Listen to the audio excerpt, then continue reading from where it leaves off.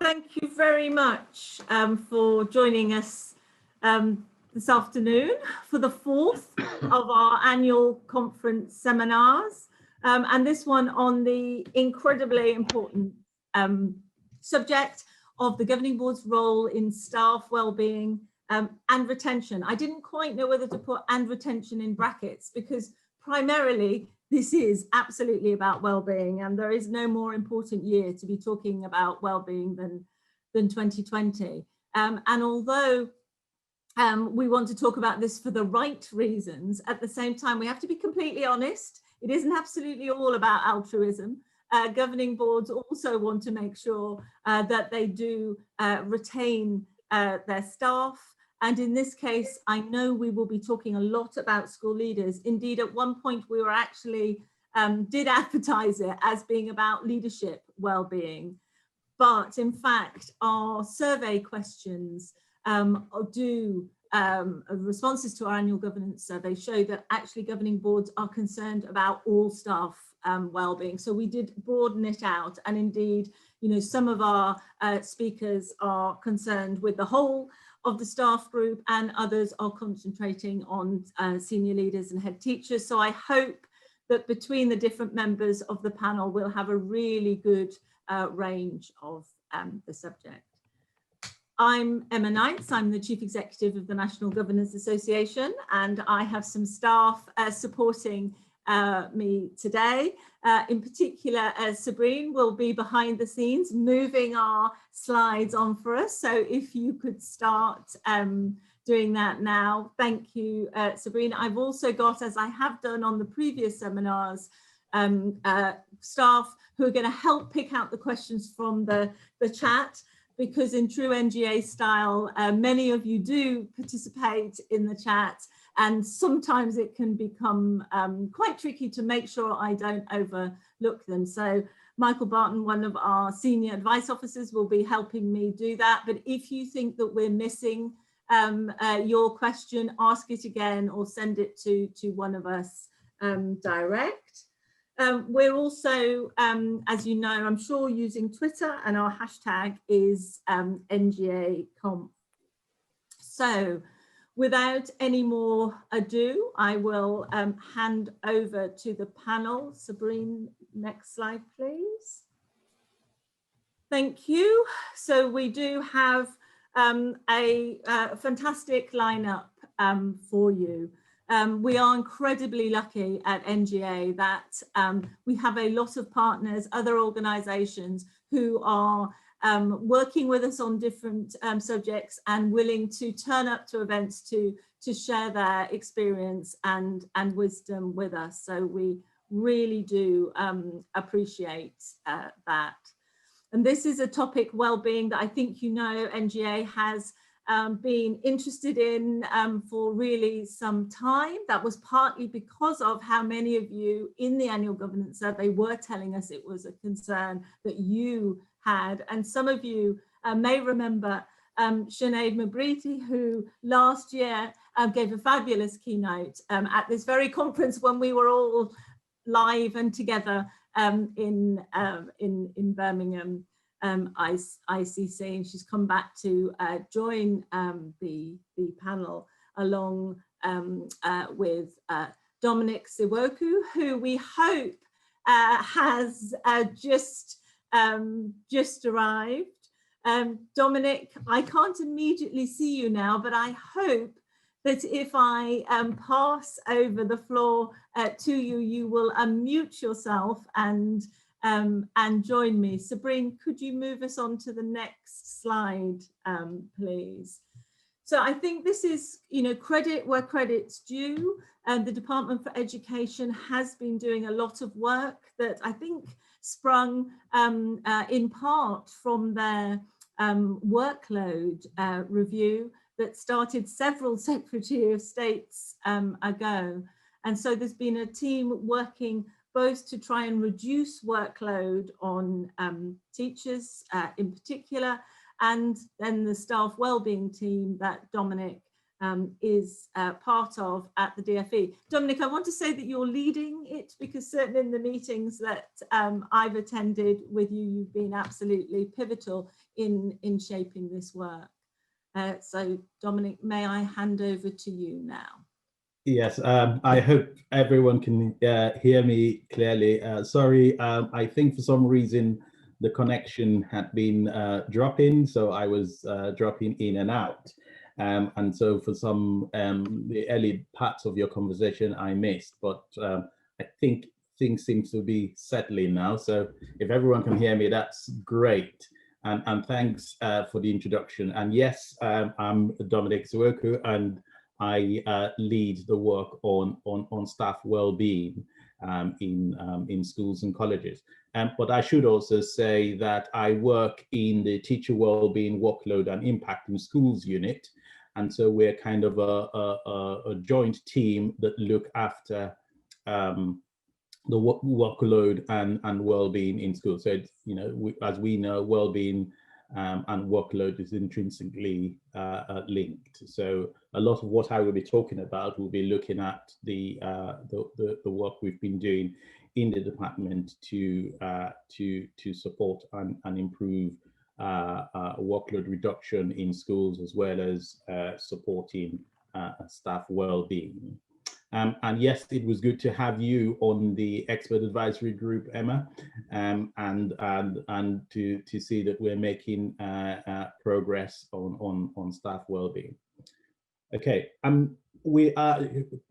If we could just move the slide on. So, you know, I just wanted to start off by saying that we are working in a different climate.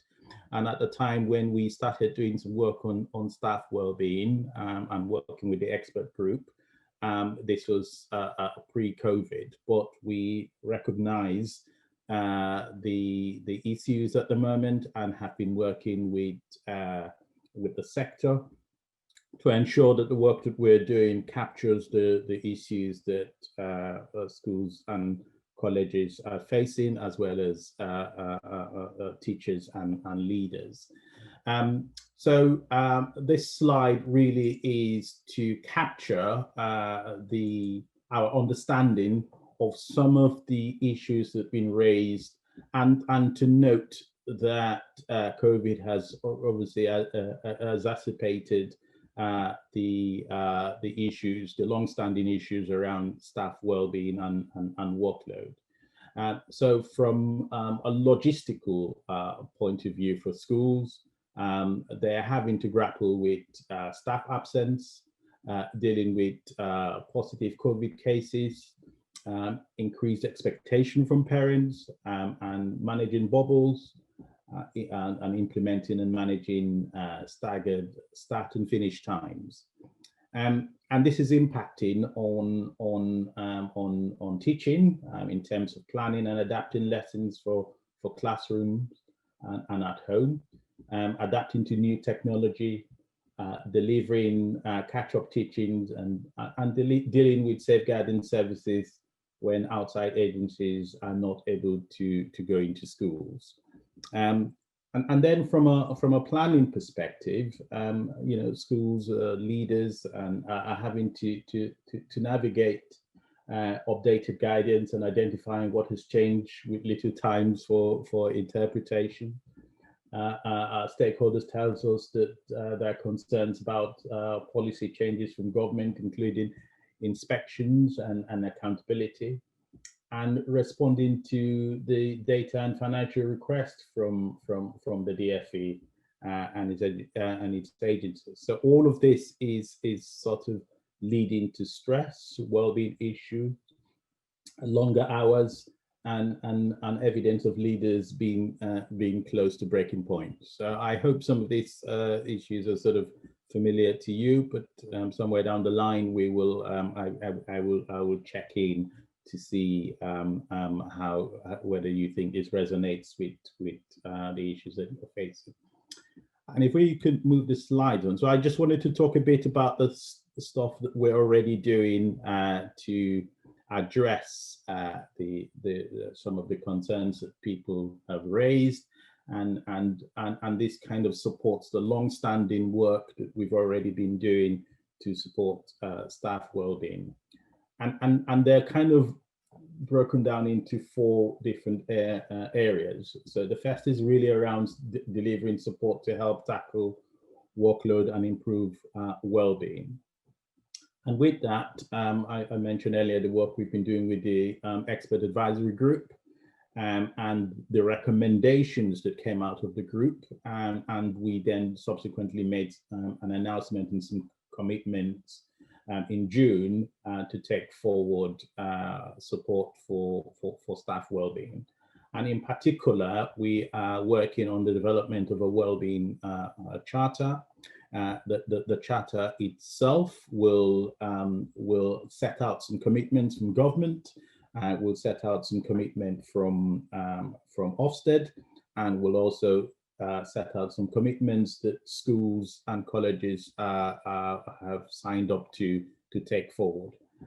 We hope to launch that charter at the appropriate opportunity when schools are ready to receive it, but we're not going to do so at this point in time.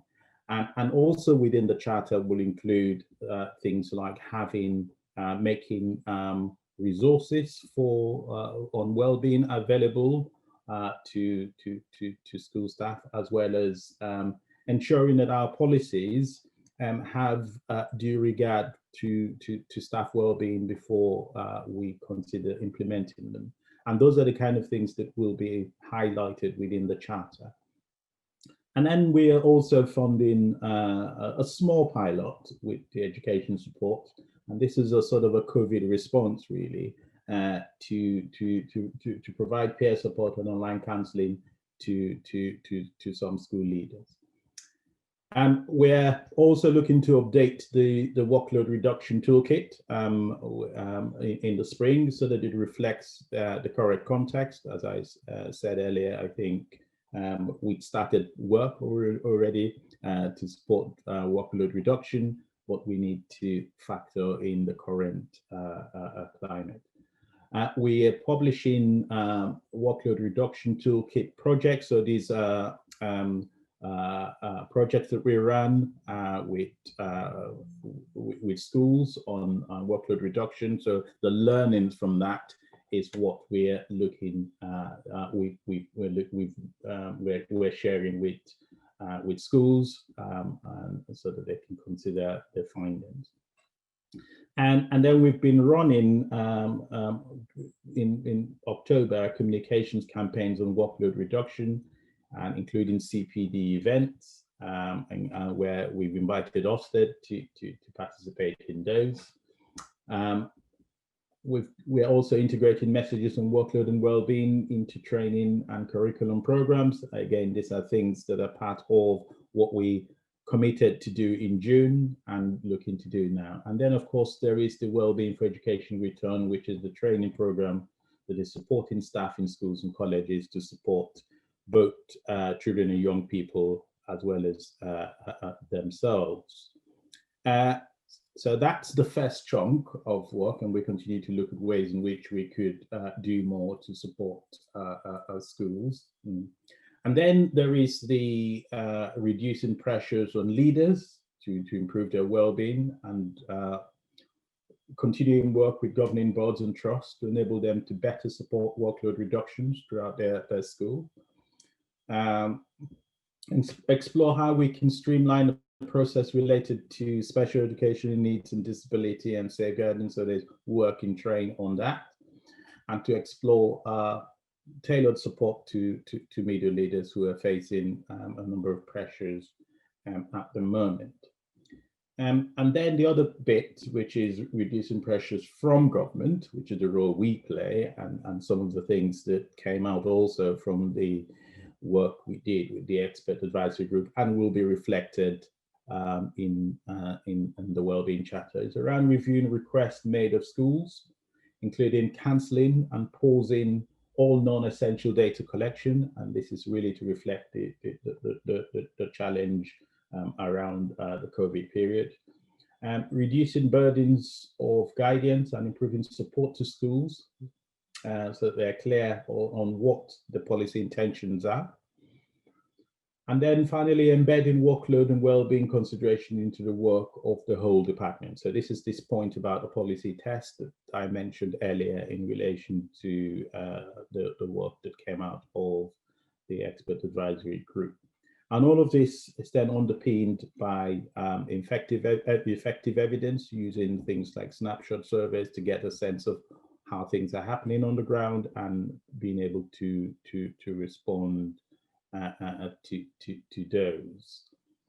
So those are the first two things I've sort of mentioned. One is understanding the problem and continuing to work with stakeholders to do so, and to use that to inform the four areas that we're looking at in terms of ways in which we can provide support from the DFE perspective. If we could just move the slide on. And then these are just some questions that we will welcome your views on, which is whether the issues that we've talked about sounds like an accurate reflection of the challenge that schools are facing right now, and you know, if it resonates, and if there's anything missing that we need to be aware of and factor in our work going forward. And then in terms of managing workload and well-being, are there any updates you would like to see on the governing board section of the workload reduction toolkit? I talked earlier about wanting to make some amendment to it in the spring. So what would you like to see in there? And then, are you aware of any examples of schools managing their workload and well-being in positive ways despite these pressures? So those are the questions we probably will hope will come out of discussions. And that's it for me. I hand back to Emma. Thank you very much, Dominic. And what we thought we'd do is actually put your questions into the chat as well, so that when we lose that slide, people haven't lost those questions, because they're really helpful. And I hope that you may get some responses in the chat, and what we do at the end is collate all the comments from that and use it to influence our own work and our own information and guidance. But of course, very happy to share. I also, yeah, and even if it's not now, if people have some thoughts around it later and want to email stuff to me, that would also be great. Thank you so much. Excellent. No, that's really helpful.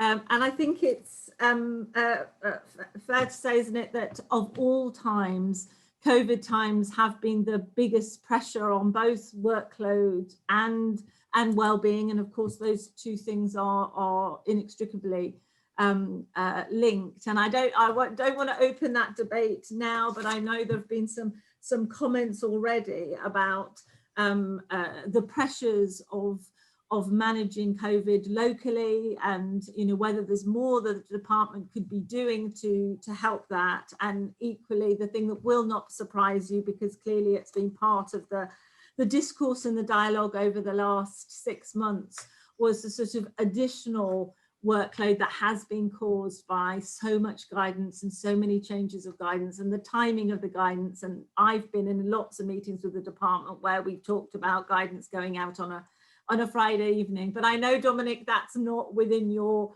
purview, but I just wanted to recognize some of those comments that had thank you, and already been made. And I hope that some of the work we're doing now is looking to address some of those things. Obviously COVID is, it's an unprecedented situation. We are learning lessons as we're going along and making improvements going forward too. So thanks for sharing that. Thank you. And in fact, there was also a challenge to NGA, which is absolutely fair and proper, about what about governor wellbeing? Why aren't you doing anything about governor wellbeing? And so that's definitely one that our team will come back to. And yes, I think it is a point, we did make at various points the DFE, that we've been very much talking to the department about the stresses upon our leadership during this period, but I know it hasn't been easygoing for all those who are governing as well. So that's a well-made challenge. So Sabrine, can you move us on, please? Now on the panel, I'd like to hand the floor over to Sinead, who is Chief Executive at Education Support. And Dominic has already mentioned you a couple of times in his presentation. So it's an incredibly important part of the sector in terms of providing support for our workforce. So Sinead, over to you. Thanks very much, Emma. One is always horrified to find a photograph of oneself in this sort of situation. I can tell you that was at the beginning of this year. My hair is considerably longer and grayer as a consequence of COVID, but I sit before you, still a governor, and very delighted to be here. Sabrina, I don't know if it's a drama or a nightmare for you to turn off the slides and just go to cameras or pictures of people. If it is, then we'll do that. If not, don't worry, I'll just block out my own photograph in the midst of it. But I'm going to just quickly talk to you about the main findings from the Wellbeing Index, which we published today, and not dwell on that too long. We had a long conversation about this last year. What I really want to turn my attention to is a couple of key points to make to you about our role as governors and what we can usefully do, or at least my take on that right now. So in terms of the Teacher Wellbeing Index, this is a piece of work. It's the fourth iteration of it. We want to track the mental health and well-being of the school workforce, at school and college actually. And so we produce this each year. It's an 80-page document. We have a researcher who writes it, who's can get inside all of the data and tell you the nth degree about what teachers are experiencing. You'll be pleased to know I'm not going to rehearse that today. And in fact, I'm going to avoid using any statistics. If you want to see the research, it's on our website and you're very welcome to go and find it there. I'll put up a slide at the end that gives you the address to find it at. But the kind of key points I would draw to your attention are these. The well-being of school staff remains materially below the general population on the basis of the measures that we use for that, something called the Warwick-Edinburgh Mental Health Scale. Stress levels have been high in the workforce since we began tracking them in 2017. In July 2020, we benchmarked them and they came in as lower than they had done the previous 2 years. This is a really interesting finding, partly reflecting, I think, the experience of secondary school teachers, many of whom had a better work-life balance during the first lockdown when physical school sites were closed. We then tested again in October, and unsurprisingly, stress levels had risen to be quite high. So that's driven by everything from rising concerns about COVID transmission and how there is evidence to suggest that children are actually seeing some of the fastest transmission now. Assessment concerns. A lot of educators are really worried about what's going to happen when the exams come, because so many young people are in and out of school. It doesn't feel like a fair outcome to put them all on the same exam timetable. And of course, that sits with teachers, not just for the exam, but the life chances of young people are so wrapped up with the exams that's what is driving the discomfort for educators. There's a lot of social need that has come into sharp relief and is really evident through this period of time. And that's everything from, the lack of IT, the lack of broadband. We have in excess of 4 million kids living in poverty now, 70% of whom have working parents. And many of those working parents will, of course, be at risk of losing their income at this particular time. We've seen the free school meals issues and so on and so forth. There are many social issues and far more concerning safeguarding issues around that as well that have created a lot of load, if you like, on our educators. And then the last point I'd make is around the financial pressure on schools, which as governors we're intimately familiar with. And unfortunately, yesterday's spending review doesn't see new money to address that. So that's something that we're going to have to think through in our own school context. Since most of us will be facing deficit this year, that is a source of great pressure too for our senior leaders. I know that James is going to speak on this, but we have high numbers of heads who are considering leaving the profession. That comes through the survey. But there is also some good and important good news. As workplaces, schools have seen some real improvements in the last 12 months. So there's a lot for school leaders to feel proud about here, and we'll write a bit more on this over the coming months. But collegiality in schools is very strong. Educators feel supported and appreciated by their colleagues and critically by their senior leaders. Given how important line management is for individual well-being, that really matters in the context of the school.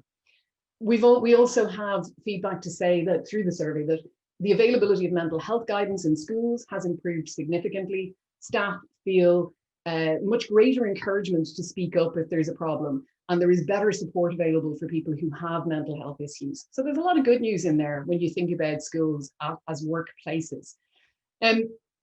Turning attention to what can we do as governors. I'm going to suggest 4 things we can do, and then we can throw up a slide and recap them, because I know some people will want slides to take away.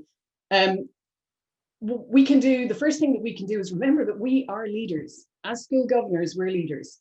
We have the ability to contribute positively to the well-being of staff. And this is not difficult. This is me teaching grandmothers to suck eggs probably, but recognizing, acknowledging, and appreciating staff. This is the kind of fundamental stuff that makes a difference to people. Christmas is coming. You know, it might be that there's no money in the budget for any sort of acknowledgement of staff, but you could make and sign cards as governors. And to be honest, writing to staff, personally explaining to them, you know, that you see what they have done. The general public doesn't understand, I think, what a lot of school staff are carrying, but as governors, we do. We sit and listen to the ins and outs of it. So acknowledgement from governors can mean a lot. And for some of you, where you have a PTA associated with the school, if the PTA can put its hand in its pocket to afford, you know, a small box of chocolates or something, that kind of acknowledgement goes far further. It's not about the chocolates. It's about the recognition of what people have done. So I think the first thing for us as governors is to remember that that is in our gift, to give that acknowledgement to staff. The second thing I'd say is to help leaders to distinguish between explicit and implicit strategy. This isn't the year, in my book, this isn't the year to write strategies about well-being and mental health and so on. I don't know if there's any David McKee fans in the audience. He wrote that book that I read to my kids till I could recite it by heart. Not now, Bernard. So when it comes to writing strategies and preparing papers, I'd say not now, Bernard. It's not the year for it.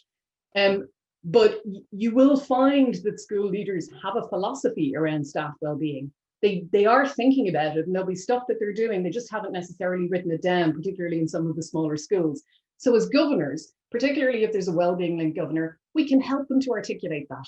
We don't need them to write a big paper, but we can help be really clear and articulate what it is that's actually happening in the school to support staff well-being.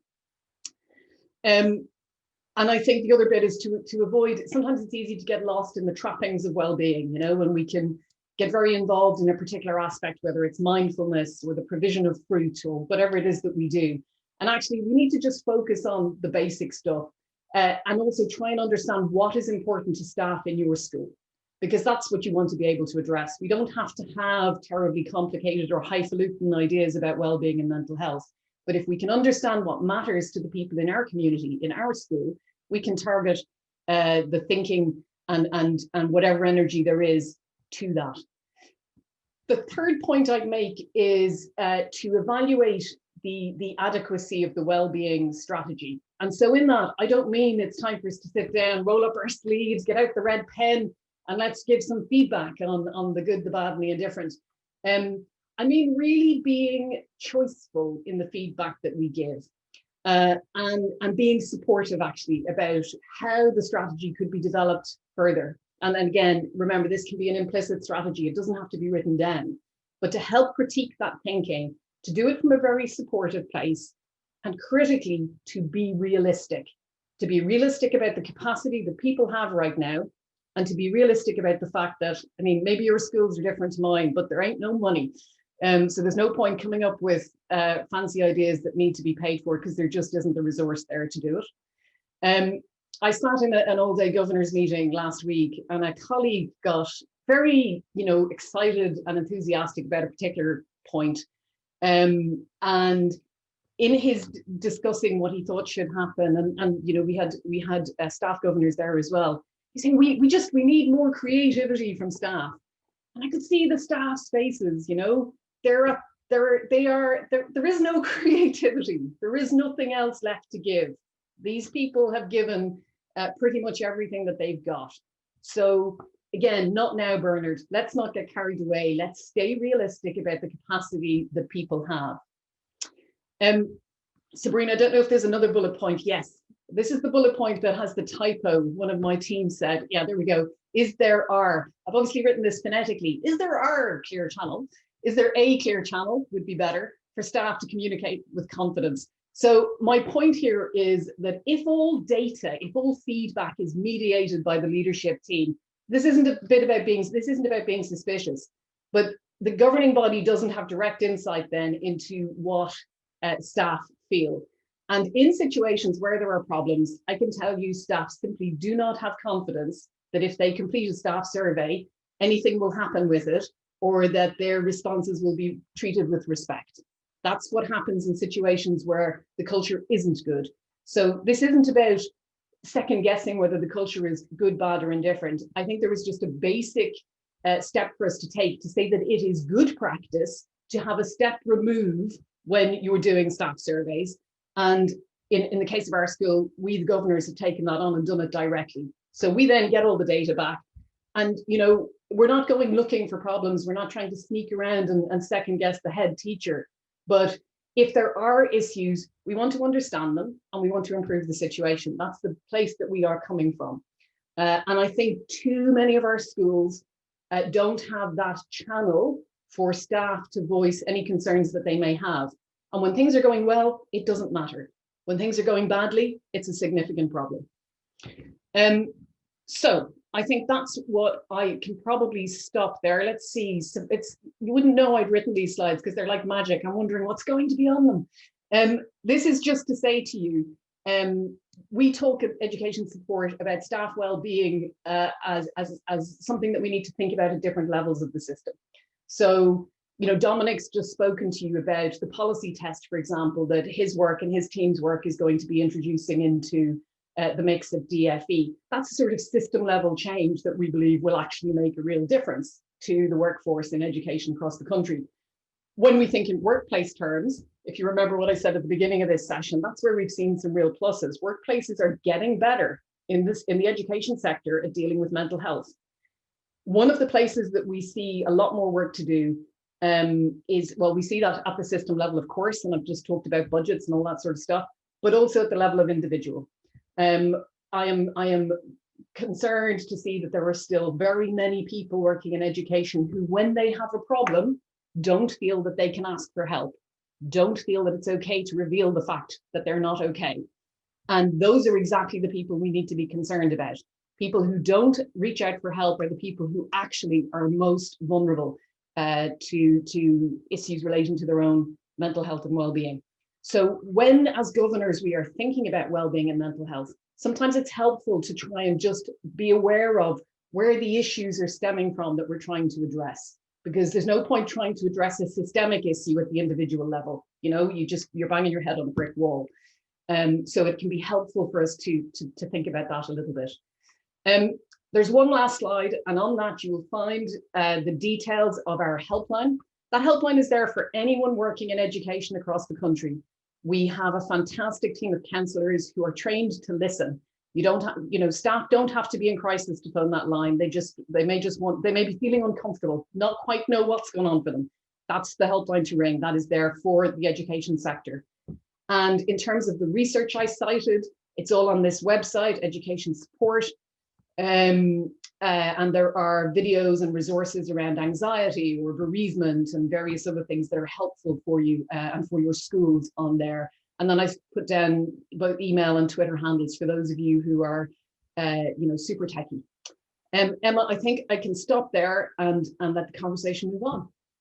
Fantastic. That is really helpful. And I forgot to tell people that both the recording and the slides were available afterwards, so we can check your typo and also get rid of that random V, which has appeared on the screen.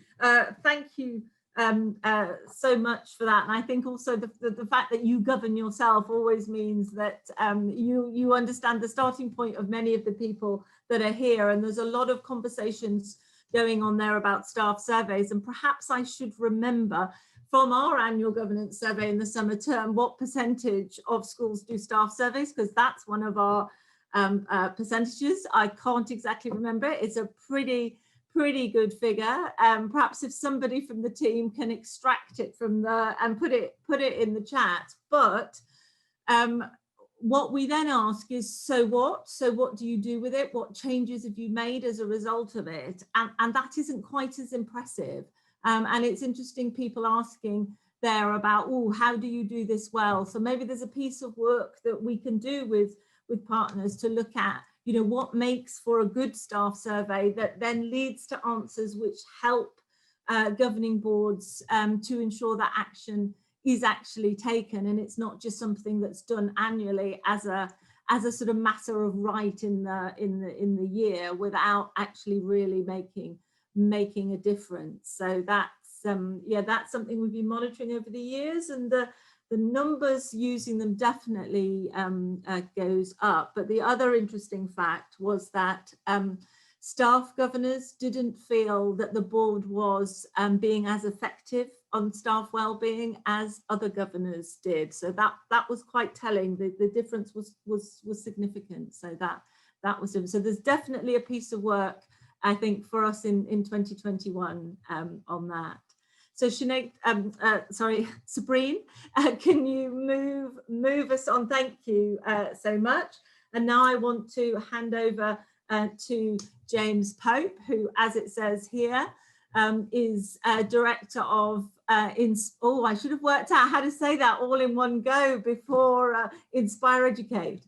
You could correct me, but actually behind your head, I see the heads up logo, which is what I must admit, James, I do associate you with. You started this relatively recently, and it seems to me to have really taken off. So over to you, James. Lovely, Emma, thank you, and well done on the pronunciation. I should have been a bit more thoughtful when I put the company name together about how people would respond. Thank you for inviting me, and it's lovely to speak to and see so many governors in the room. I was going to start off by sort of just describing, so it's a little bit on the screen there, but I'm formerly a head teacher, secondary head teacher, and also a primary head teacher. And sort of pre-COVID, I was, I suppose, one of those head teachers who found themselves falling foul of the education system. And I say that because that's one of the reasons why I'm here. And it's quite an important piece of context, but because my story was told on national TV. And if you managed to see, I hope you didn't, but if you did see the school programme on BBC Two in November 2018, then you'll have seen me on there. And one of the consequences of that, I'd already left the headship at that point. One of the consequences of that, I started to get contact from a lot of head teachers across the country who sort of looked at what happened to me and were saying that's happening to me, or that has happened to me, or I'm worried that that might happen to me. And that's really what started Heads Up. So within the work that I do at Inspire Educate and Whole Education and the other things that you see on the slide there, one of the things that's really taken off over the last 18 months is this notion of Heads Up, providing a safe space and a safe place for head teachers. And I'll come back to why it's safe in a minute and why it's important that it's safe. But essentially, we're now a network of some 1,500 head teachers across the country. And we offer individual, we do call it crisis coaching. So we offer free individual coaching for head teachers in crisis. And we also offer free network support where we create very positive spaces for head teachers to be their authentic selves. And I'll come back to why I think that's important in a second. Alongside that, we are also increasingly, as an increasing sort of network of head teachers, increasingly we are looking at how we can influence the system more broadly to make some fundamental, what we would call upstream changes that will require less of the sort of sticking plaster solutions that we that we sometimes see when we're dealing with these issues. So it's absolutely delighted to be there. So our vision is that head teachers can be the leaders that they set out to be. And our mission is to support head teachers individually and through network support. And we essentially create peer coaching networks or peer support networks. And so, and that work is all, we offer all of that work free to the system. I want to pick up on Sinead's point. One of the things that we talk about in our weekly support meetings is one of the things that I think can be really challenging for school leaders and governors and staff in schools, and indeed children in schools, and indeed parents in communities, is often the sort of fairly unrelenting negative rhetoric about education. And one of the things that we like to challenge in our weekly meetings is actually, there are some things that we would like to improve, but actually what about all of the really positive stuff that happens? And one of the things that we challenge our network head teachers to do on a daily basis is go out into their school and have a look for that positive stuff, have a look for those inspirational moments. And they're happening every single day. And actually they didn't stop happening during COVID, and they didn't stop happening during lockdown. And I think it's really important that one of the things that we do as a system is we change the lens through which we look at education. There is a lot, we describe it, 80–90% of what happens in our schools on a daily basis is absolutely fantastic. And we need to hold on to that, because ultimately that's what education is. I'm a real fan of Claude Debussy's quote about music, which is that music is the space in between the notes. That's what music is. And I think there's a really nice synergy there to education, because we become very obsessed about outcomes for children and testing children. What we say in the Heads Up Network is education is the space between the tests. It's that stuff that happens every single day in every single school. And a lot of it is really, really positive. So I think that's one of the initial things that I would sort of share with all of you as sort of governor colleagues and people who work really hard on behalf of education, is let's not forget to celebrate the positive stuff that's going on. Because actually that in itself is nourishing, and that in itself drives sense of well-being and purpose and success, and all of those things are really important. Having said all of that, we can't ignore the demands of the job. We can't ignore the demands that head teachers have placed upon them. And I think what's really important is, quite rightly, this is getting, is getting very much a strong look at the moment during COVID, but we must also recognise that the job was demanding anyway. The job of school leadership was demanding anyway. It's now demanding plus. COVID has added that additional tier of demand. And we need to look at why that is. But one of the consequences of the demand placed on our head teachers is that sense of pressure and that sense of isolation that many head teachers in the Heads Up Network will share in the network meetings that we provide. That sort of constant feeling, that constant nag of I'm not doing well enough, I'm not doing a good enough job. Whether that's coming from the accountability angle or whether that's coming from school outcome and performance, but that's what they talk about. And the other thing that's really interesting, and you will all know this as governors, I'm sure, for the head teachers in your school, is when you become a head teacher, the line between the personal and the professional becomes very, very blurred. We become head teachers, and we do so with passion from our hearts, because we believe in making changes in the community in which we live. And actually, when I left my school, when I left Marwood School in 2018, and I did my resignation speech to the staff, I'd always talked about Marwood as my fifth child. It felt like that. And actually to leave it felt like a very personal wrench as well as a professional wrench. So I think that's the context in which we're dealing with. And, I led a school through 4 years of crisis. And leaders currently are dealing with what is now, we're now to month 10 into the COVID crisis. So what can we do about it? Because we can present that positive frame, and that's really important. But what can we do about it? As governors, but as a system, what can we do about it? Because this isn't down to any one particular group of people. It's something that we need to do collectively. So the first thing I made a note of was I think we need to challenge the perception of head teachers as hero leaders. It's not healthy. It's really not healthy. They're incredibly skilled, and they're incredibly talented, and they're often very, very experienced leaders, but they are also human, and they are also vulnerable. And they will put on the cloak of invincibility, and they will paint on the smile, regardless of what's happening to them in their professional life or their personal life. but they're underneath that outer shell, they are human beings. And I think sometimes in the sort of hero presentation of hero leaders, we lose sight of the fact that they are human and they are vulnerable. And I think it's really important that we challenge that perception. Alongside that, it's important that we challenge the self-perception that head teachers have, which goes with it. Because often, and I think Sinead referenced this as well, often part of the problem is head teachers don't recognize that they're under pressure and under stress until it's too late. So a lot of the support that we end up putting in is reactive rather than proactive. And I would like us to look at the well-being agenda by getting upstream of it and actually creating cultures where we look after people when they're okay. We don't wait for them to break before we put support in. We look after them along the journey. And I think that's really important. Part of the responsibility of that is with individual head teachers. Individual head teachers, we need to create a culture around them, which comes with the changing of the sort of hero perception of them, that actually, do you know what, it's okay to ask for help. And it's not an admission of failure. It's okay to admit that you haven't got all of the solutions. And I think that's one of the really interesting things about the early days of COVID. Lots of schools talked about, it felt like much more of a distributive leadership. Lots of head teachers felt like they had permission to say, actually, I don't know what the answer is. And that is where some of that collegiate, I think the research that Sinead was referring to, that notion of collegiality, I think came out of that, because people weren't looking up to a leader who had all of the answers all of the time, which in itself, as I said earlier, I think is in itself a bit of a nonsense. And I think we need to challenge a system where head teachers can go from brilliance and positive feedback and positive performance management structures to failure, sometimes overnight.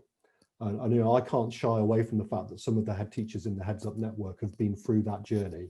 They've literally gone from performance management, yes, everything's great, everything's fine, and then something happens, you know, and often it is an Ofsted, or often it is a set of data, and suddenly that head teacher's gone from doing a really, really good job in their community to being perceived as not having done a good job. So I think there's some general things that we can challenge. Hopefully we, in the collective sense, and Heads Up, you know, are really proud to partner with NGA, and proud to have NGA partnering with us, but we also work alongside ASCL and the NAHT in the emotional support space that we offer. I think more specifically, I think it's really important that we start to be really intentional about how we support head teachers, and moving from a model which I think is created by that notion of hero leaders perception or self-perception, moving to a model where we stop asking what support do you need, because a hero leader is not going to say, no, I'm fine. Picking up on Sinead's question, how often have I asked head teachers, are you okay? And they go, yeah. And you think, are you really? So actually we move away from a model where we say, what support do you need? Recognizing that they might not be open to saying, I need support, to a model where we say, this is the support that we are offering you. This is what is on the table. And I think it's really important that we go, you know, we do that throughout the career of a head teacher. The other danger is as they become more experienced and more settled in the school that they're in, that we think they need support less and less.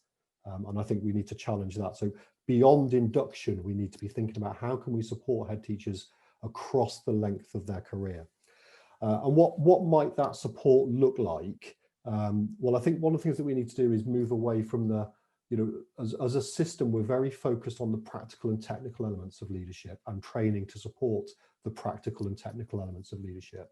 My view has always been that, you know, if you don't become a head teacher without having had significant experience of leadership in the technical and practical sense, and actually if you become a head teacher and there is a gap in your technical leadership skill, then you've probably got the wherewithal to go and find out where you need the training to get it.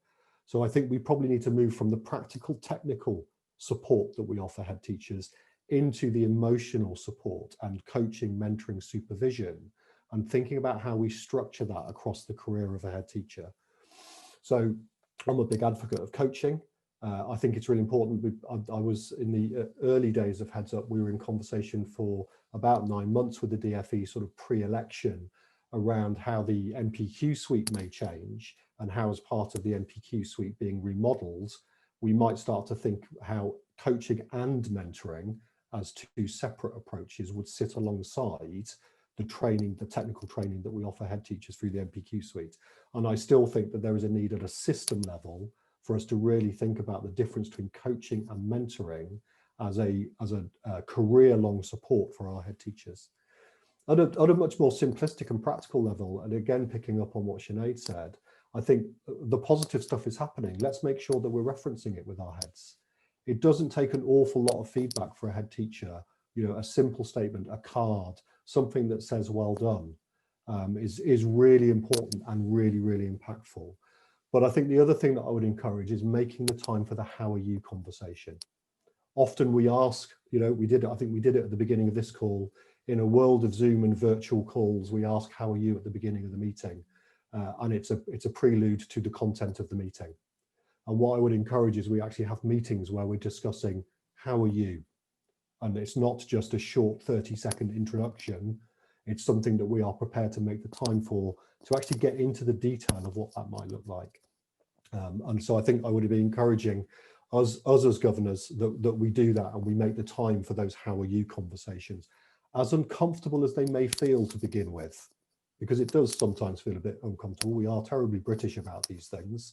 But I think the more that we can model it and the more that we can have that conversation, the more that we can start to see an impact that actually it's important. And coming back to that final point about celebration and praise, and I would make the general point that we talk about a lot in the Heads Up Network, is that ultimately there are an awful lot of strategies you know, that stem from policy creation that land in our schools. And we want those things to be successful, and there's a lot of value and worth in all of those things as we see them land in our schools.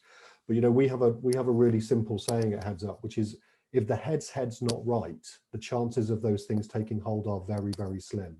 And that applies not just to well-being, but it especially applies to well-being.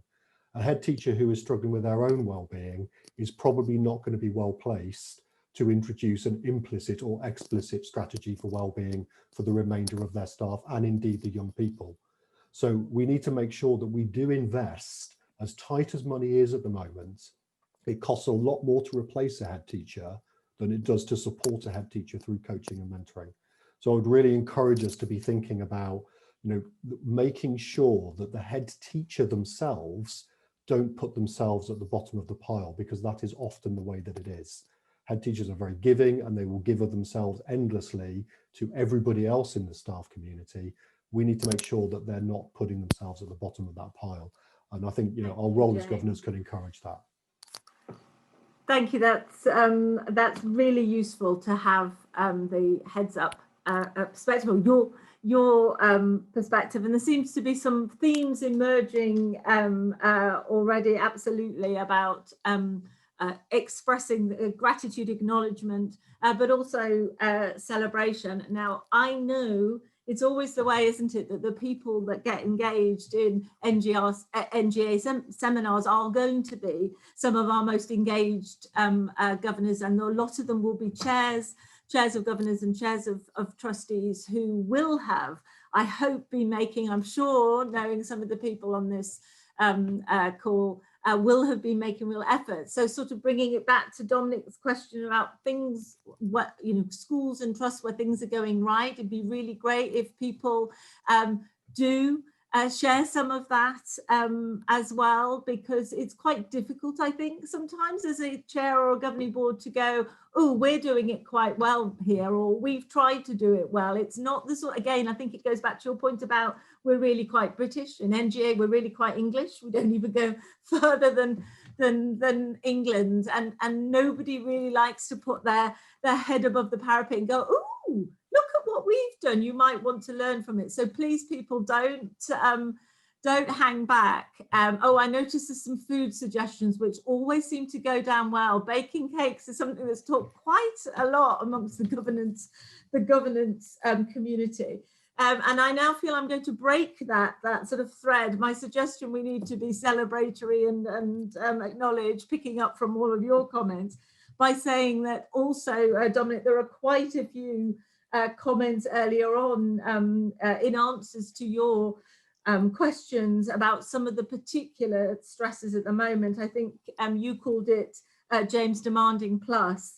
the additional funding costs that there are. The SEND, people were pleased you mentioned SEND, because that's a particular stress. Also, heads having to cover teaching more than ever at the moment, and other duties, lunchtime duties. The uncertainty of Ofsted exams, which, by the way, I think, without breaking any confidences, there will be announcements soon.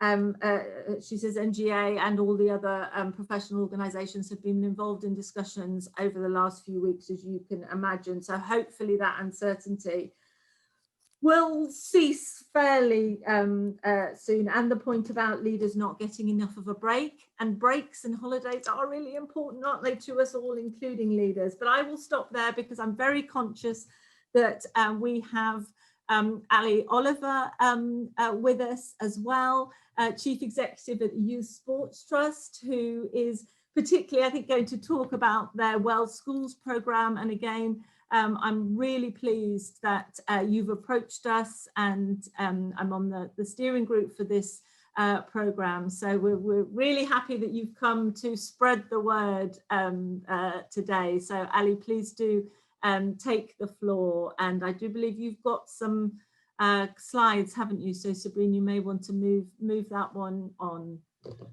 Thanks very much, Emma. Really appreciate that, and thank you to all the other speakers so far. It's been a fantastic discussion. I've been watching the chat function, loads of great interaction, and I guess that's where I want to start. First of all, is it's wonderful to see so many governors online tonight to have this discussion. Clearly an incredibly important discussion now, more so than ever.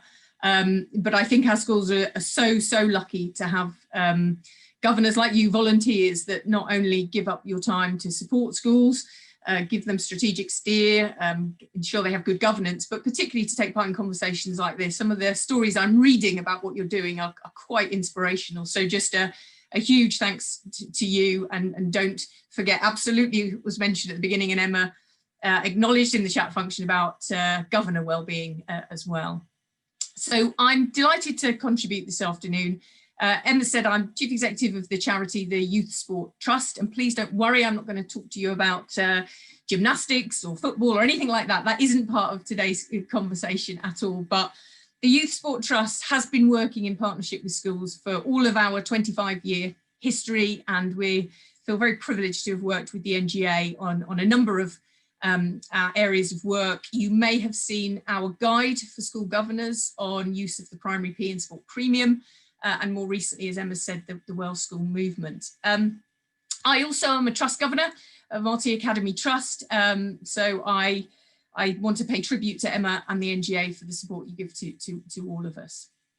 So why am I here, and why am I excited to talk on this particular topic? Well, I've said for 25 years, the charity has been here to build brighter futures for young people through the power of play, daily physical activity, sport and physical education. And before the chat function even starts, I know that physical education is not everyone's favourite subject, and indeed we know that many bear the scars of a poor physical education experience. But that is exactly why we exist, because the benefits that can be gained for every child and indeed every adult in the context of this conversation from being more active and taking part in sport, however recreationally, have a huge part to play in our personal well-being. But more fundamental than that, we are a charity that uses the power of play in sport, but fundamentally we're a children's charity, and we work almost exclusively in schools on that agenda. And therefore, over the last 5 years, 6 years probably, this issue of declining children's well-being has become a huge strategic lever for us in our work. And over the last 18 months to 2 years, the declining state of school staff well-being has risen up the agenda. And therefore, whenever I'm, in other contexts, talking about the contribution of daily physical activity to our mental health, to our cognitive performance, to our physical well-being, which then consequently impacts for many people on their physical identity, their sense of self-worth, their ability to control things around them. Physical education, physical activity and sport yes, does that for young people, but it also does it for staff. So I'm going to just put a slight marker down for one of the things that governing bodies can do is can be absolutely proactively encouraging staff and particularly leadership teams in schools to try and be active. It will help in itself. Whether people want to play sport, want to take part in competition is another matter. Just simply getting up and moving does everything from reducing stress levels. It releases important hormones into our system, which improve our mood state. And as I say, can help us cope with challenging environments around us. But that's not actually what I'm going to talk about. What I want to talk about is the inextricable link between children's well-being and school staff well-being. I think we all know that there is that link, but sometimes these two subjects become very polarized. So there is a debate and a discussion and a series of work going on around trying to help improve young people's well-being at the moment, whether that be physically, mentally, or indeed socially in this digital age. And then we have a separate conversation about school staff, teacher and school leader well-being. And actually these two things are obviously linked, aren't they? We know if the students in our schools are unwell, they are more difficult to manage sometimes. They can bring a mood and an attitude into the classroom, into the school, which affects us all. And indeed, it can be an enormous barrier to learning, which impacts on our teaching and the strategies that we have to employ and deploy to get the very best out of that young person. And at the same time, if our teachers and school staff and school leaders aren't well, then that does have an impact on our young people. We know, particularly in primary schools, although it's still there in secondary schools, that school staff are immense role models for young people, and they learn a lot of their attitudes, their beliefs and their behaviours from the teachers in front of them. So thinking about these two issues is inextricably linked. It has got to be one of the approaches that we take to this. And we've done a lot of work around children's well-being. Some of you may have heard of our Living for Sport programme, which uses retired elite athletes to share their experiences of the ups and downs of a sports career and how achieving a gold medal or a podium position does not happen overnight. It's a long old journey. And those athletes are helping young people, particularly with their aspirations and their sense of self-worth and some of the skills they need to develop. Some of you might have heard of the Change for Life sports clubs, where we've done a lot to help young people with their positive energy balance and trying to tackle the obesity challenges that we face. And more recently, our Get Exam Fit programme or our Active in Mind programmes are particularly using physical activity and indeed sport to tackle those stresses and strains that young people are facing increasingly. But what's become really, really apparent to us and is a journey of learning for us is that these programs, while they can make some difference, they can change some practice, they can give an inspiration of a different way to tackle a program, they're not really getting to the root of the well-being issue of school staff or students. And we're quickly coming to this realization that the culture and climate of the school is a key determinant of both of these things. And I know that's not saying anything clever or new. It's just reinforcing a point that when we're talking about staff or student well-being, we need to talk about school well-being and the whole culture and climate and everything that happens in that environment and the consequences that that has for every individual's well-being. So if you could just click me on a slide, that would be very helpful. So we, as Emma said, embarked on a journey about 18 months ago, working with school leaders and practitioners to try and understand from them what a well school really looks like. If we're talking about this holistic approach to a school being well, what does that really look like? And indeed, how is the best way to help schools achieve that sort of view of being an entirely well school? So we created this movement. First thing to say is it's free to access. Second thing to say is it's not particularly clever. It's very straightforward. And the third thing to say is that it is entirely school-led. It's governed by a school board and supported by a board of advisory partners. And as Emma said, NGA is one of them. And the movement is hung around a platform, which one of my colleagues will put the web link in, but it's well-schools.org.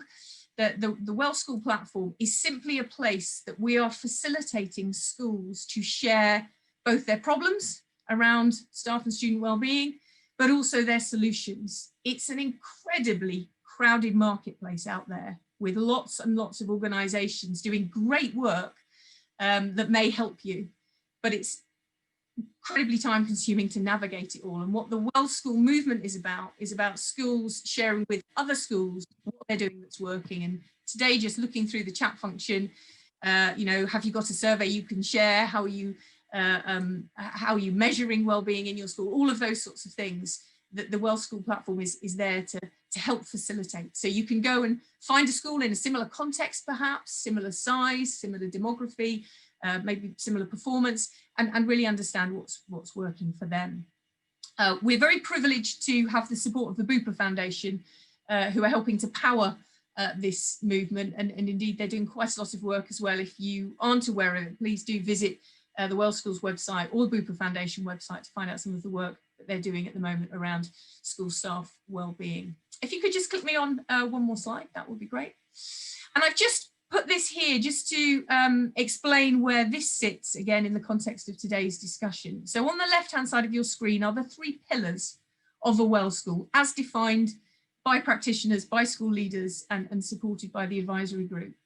Well prepared, well led, and well equipped. So let me start with the middle pillar because that's where our focus is. Well led is not just the senior leadership team, it's them plus the governing body, plus every single member of staff in the school who has a role in leading the education of others.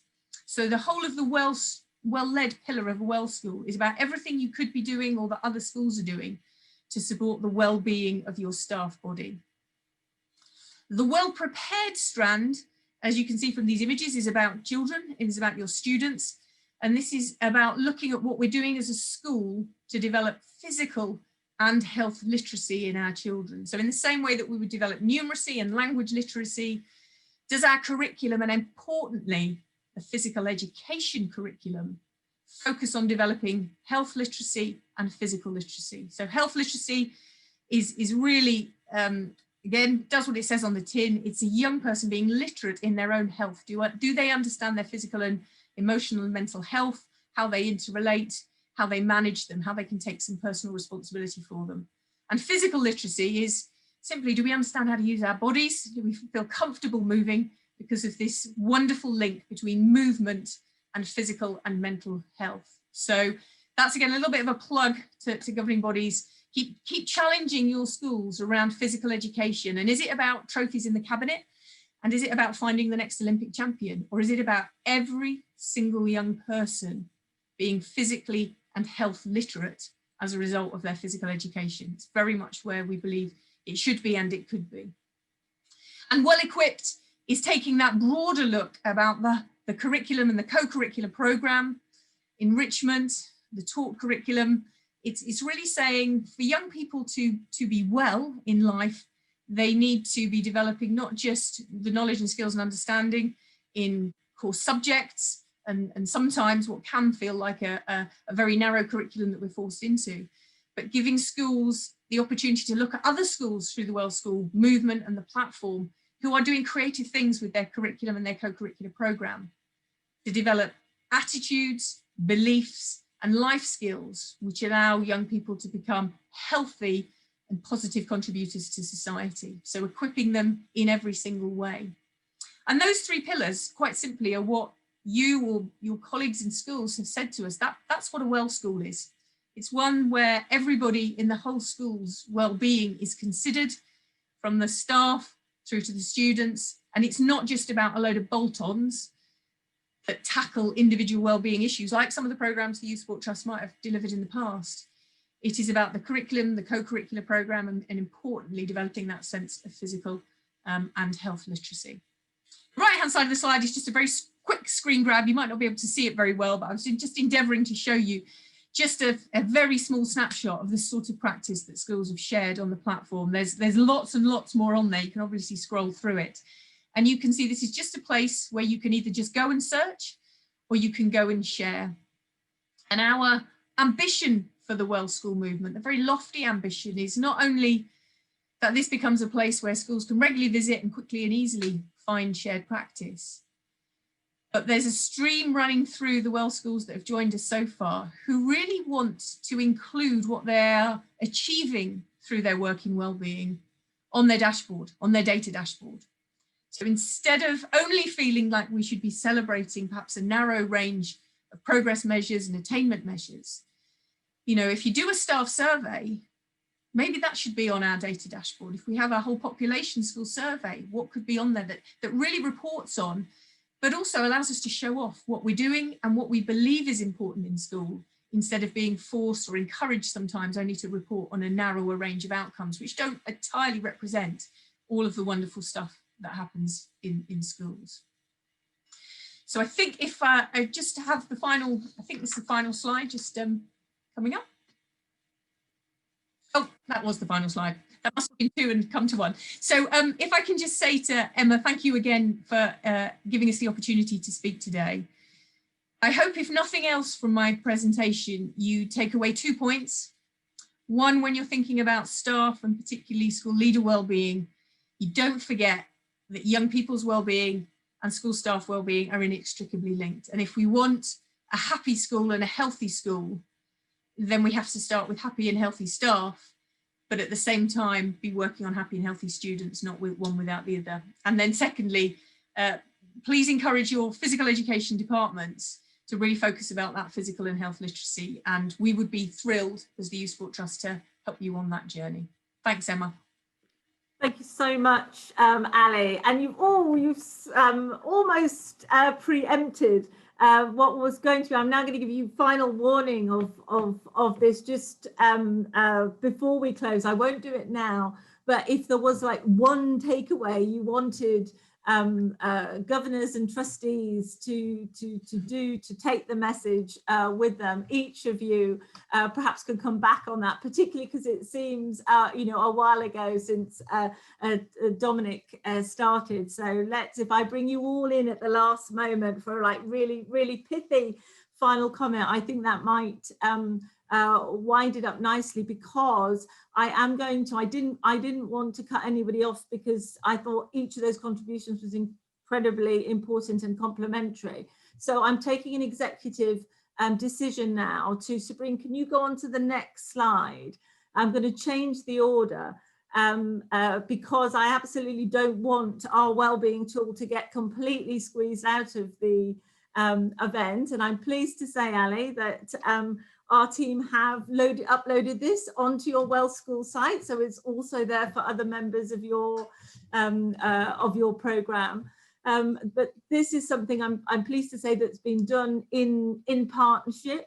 So I mean, NGA always partners with people who have the expertise on subjects outside governance. Yes, we are governance experts, but that doesn't mean we understand all these other related issues. So, you know, sports in Ali's case, but Andy Meller approached us some months ago. I can't remember, all the months in COVID time sort of blur together. It may well have been pre-COVID, to be part of a national wellbeing partnership. So I think 2020 has really brought the wellbeing issue, hasn't it, right up in front. And one of the first things that we agreed to do was to work on this audit together. And I must admit, I almost think, oh, checklists, oh, I'm not sure about those sort of things, but the work that Andy's done with Steve Edmonds, so I'm using the royal we with NGA, it's the credit goes to Steve Edmonds, who's our Director of Advice and Guidance. So I wanted Andy and Steve to be able to give a plug to the tool before we finish and just come back to the panel for your final words. So I do hope, Andy, that you are somewhere. I can't quite see you yet on my screen, but I hope that you will unmute and give us a flavour of the National Wellbeing Partnership. And Sabrina, you might want to move on to the next slide at the same time. Thanks, Emma. Just to reassure you that I'm here. Excellent. Yeah, it's been an absolute pleasure working with the NGA on this tool. And I think you're right, there are always a few concerns when things look like checklists, but actually Steve and I prefer to talk about it as a conversation starter. And I think that's essentially what it is.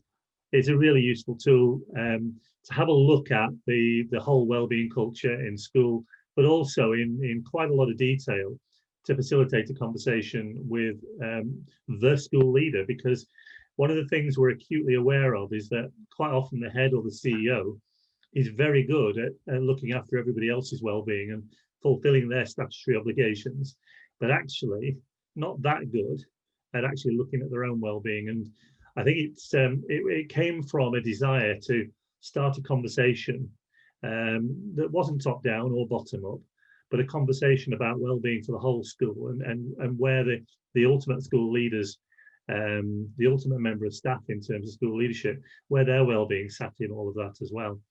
So I'm just going to leave that for a minute, and just we'll come on to that later, and Steve and I will probably talk about that in a bit more detail. I'm very conscious of time, but just wanted to give you a flavour of some of the work that we've been doing. Essentially, I left headship at Christmas last year, believe it or not, nearly a year. Our previous national president of the NAHT, and I became National Wellbeing Director for Schools Advisory Service, really with no job description, but a real passion for developing wellbeing in schools.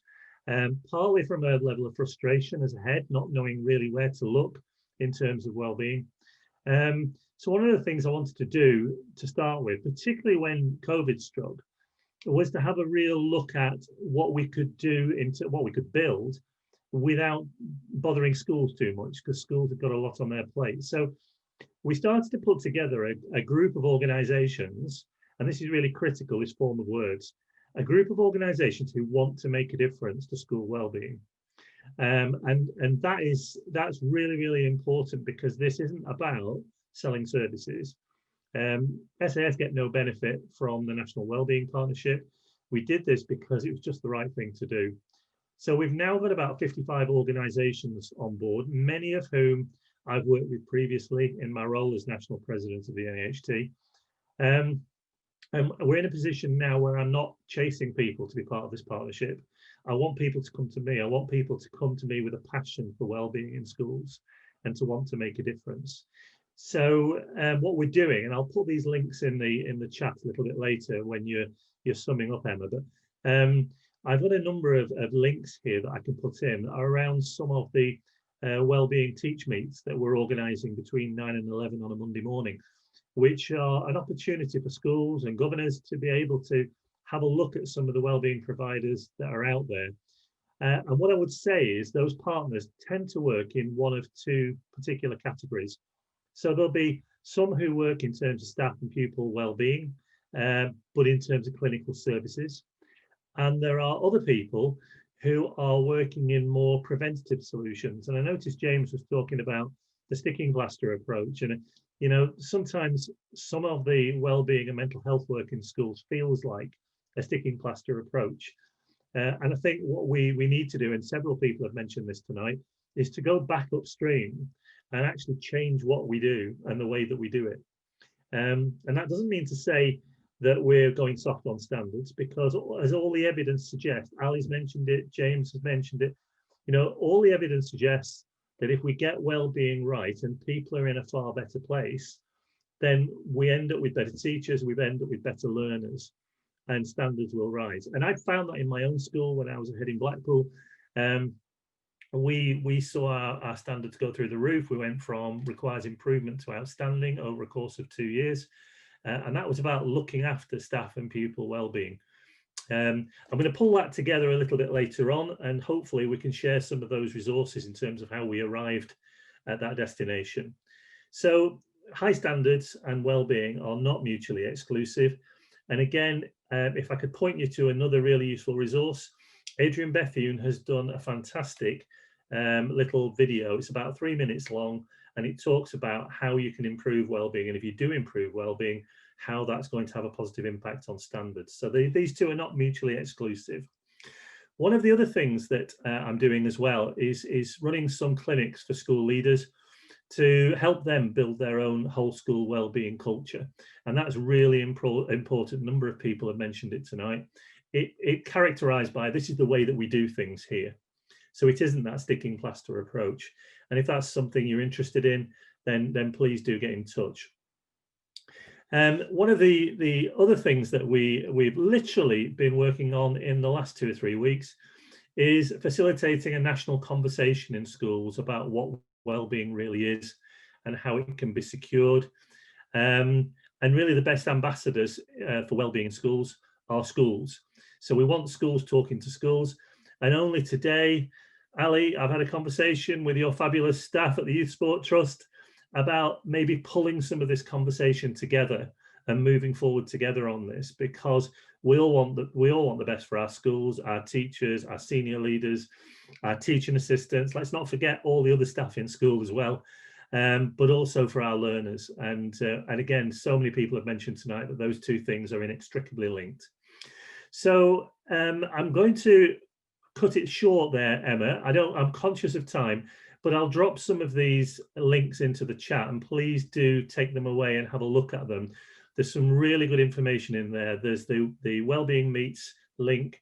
There's the toolkit itself in terms of the Senior Leader Wellbeing Toolkit. There's my email address, and there's also Adrian's video as well. So I'll drop those in there, and then I don't take much more time. Lovely. No, that's absolutely well managed, Andy. Thank you so much for that. And I know there have been comments this afternoon and in previous afternoons about how much people have appreciated links in the chat to the resources. And apparently our one isn't working there on the slide. So we'll make sure we change that before you get the slides. So no, that's incredibly helpful. And you're absolutely right. I think we're all linking up over this subject, and quite rightly. I think another organisation, Andy, that we both work with is Forum Strategy. Some members of NGA, their chief executives and chief operating officers are part of the Forum Strategy network, and they've also got a wellbeing group that's chaired by one of your very active NAHT members and CEO of a trust. So it's great that we're all sharing this this information, because it absolutely isn't a subject that should be kept in a small and hidden place. Steve, just before I throw that last question back to the panel, would you like to, is there anything you want to add about that tool? I feel that you ought to get some credit for leading from NGA on the staff and leader wellbeing work. So do you want to add something to Andy's? Well, not a great deal, Emma. Thank you, and afternoon, everyone. Because Andy's put it so well, and the credit really for that I think I get from being involved in this is just the privilege of being part of such an important area of work that's so dear to NGA, and that is, the diversity and welfare and development of those leading schools and those working in schools. So to have the opportunity to contribute, is a real honour and a privilege. And it's been great working with Andy as part of the Wellbeing Partnership to deliver something that we hope will make a real difference. And you said in your introduction just how important it was that we didn't just produce something that was off the shelf, that added to the welter of compliance activities that boards have to navigate each year. We didn't want this to be this tool to lead to a transactional process, because quite frankly, your relationships you have with your school leaders aren't transactional. We wanted it to help with those honest conversations and reflection that strengthen and modify approaches. And so much what we've heard this evening has been inspiring and has really been the theme of all our seminars, values-driven leadership. So please do tell us what you think of the tool. Use it to reflect on your approach, and then think more closely about behaviours, and let us know how we can make the next iteration better. But yeah, real privilege to be involved. Thank you, Steve. And I have to say, it has so far, hasn't it, had really good feedback sort of far and wide, not only from our membership, but also from other people who've picked it up from social media and other places. This is perhaps me taking an easy option, because there's been so much in the chat, but an awful lot of it has been about sharing and resources, and we absolutely will gather those up. They won't be lost, rather than perhaps specific questions to speakers. So instead, I will go back and start with you, Dominic. What is your one takeaway that you would really like governors and trustees to do as a result of this session?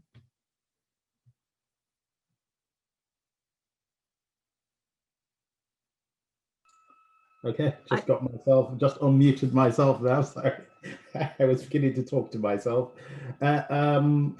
Just from the DFE's perspective, I think I just would like to start off by showing appreciation for the work that you're doing for wellbeing, and to also say that I know, although wellbeing now is in the spotlight, that ministers are really appreciative of all of the work that both governors, school leaders and teachers are doing at this time.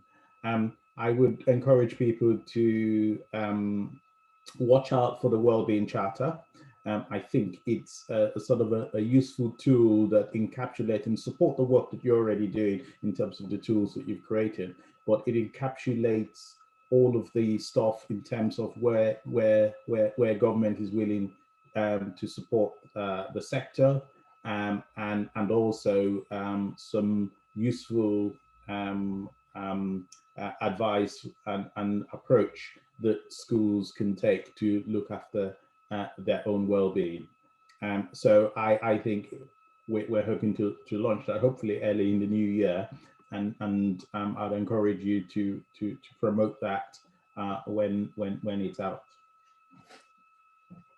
Absolutely, Dominic, we will. Thank you. Sinead, I know you gave us actually several takeaways, but is the one that you'd really like to reiterate as your sort of final roundup? To repeat myself from earlier, Emma, I think as governors, we forget how much impact we have within the school system and on the whole staff, particularly the SLT. So I think remembering that we have that impact and using it to recognise, acknowledge and appreciate staff right now is probably a really constructive thing for us to be doing. Thank you. And again, James, you gave us lots of ideas, but have you got a top favourite? Top favourite. Well, first of all, just want to thank everybody in the room. I think governors just do such a fabulous job in our school system, and I'm going to live by my own sword and say we should be celebrating the work that you all do. So thank you very much for the work that you do on behalf of children and teachers and educators across the country. Top tip. Oh, I'm pointing the wrong way. Just please, we do, like Andy said, we do everything that we do for free.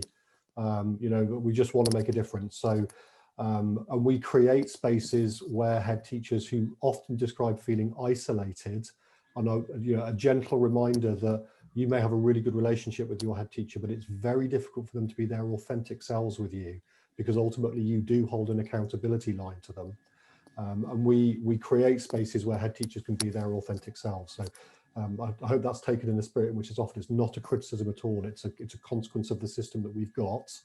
And you'll say, I'm sure you've got really good relationships with head teachers, but they do talk about how isolated they sometimes feel. We create networks where they don't have to feel quite so isolated. So please do encourage them to come and sign up.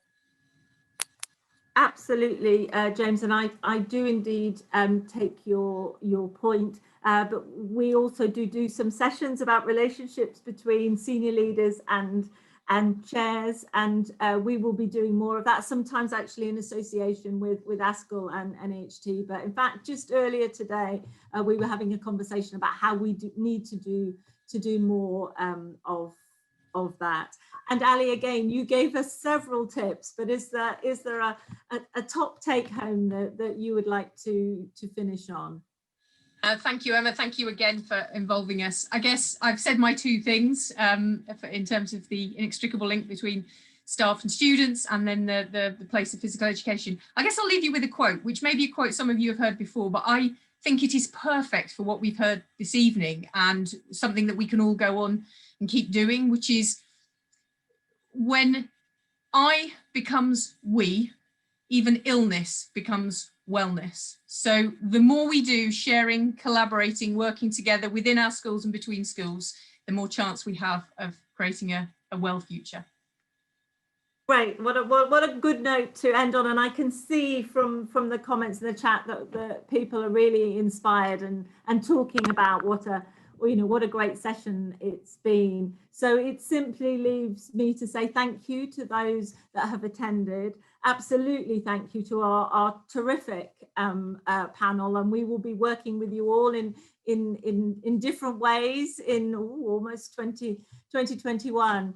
And just a note on that final slide that we're almost finished with our terms events, but not quite. So we have our final sessions of the conference on Saturday afternoon. Seeing as we're still in lockdown, that might be more appealing than it would have otherwise been, followed by our Clerks Network on the 8th of December and our Academy Trust Network on the 10th of December. So please do remain involved, but you have been a really fabulous audience. I've always found it the most inspiring bit of my job to come out and meet you all who are governing. As people have said today, thank you for what you do, absolutely, in supporting your school leaders and your staff. So thank you all very much, and goodbye for now.